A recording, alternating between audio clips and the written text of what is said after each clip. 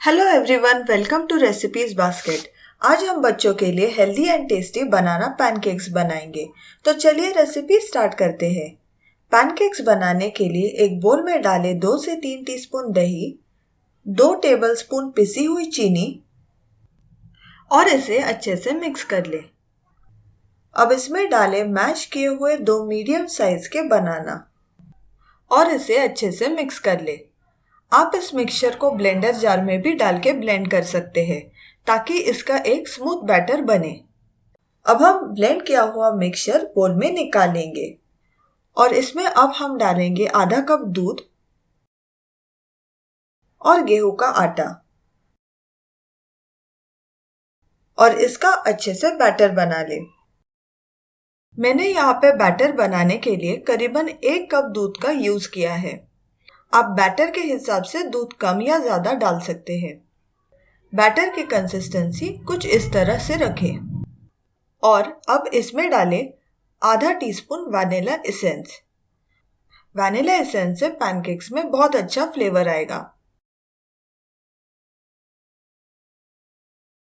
और अब डालें बेकिंग पाउडर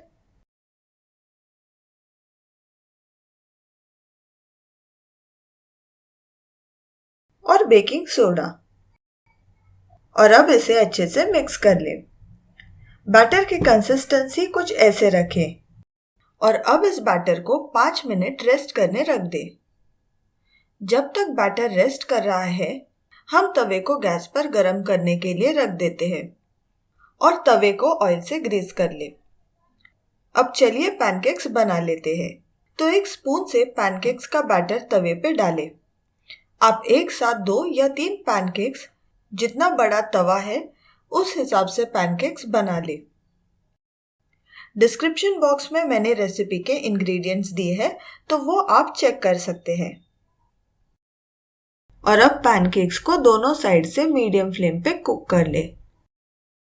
बच्चों को फ्रूट्स खिलाना बड़ा मुश्किल काम होता है, तो अगर आप ऐसे पैनकेक्स बनाएंगे तो बच्चों को ये जरूर पसंद आएंगे। तो आप ये पैनकेक्स ब्रेकफास्ट में इजीली बना सकते हैं। इसी तरह बचे हुए बैटर से पैनकेक्स बना ले।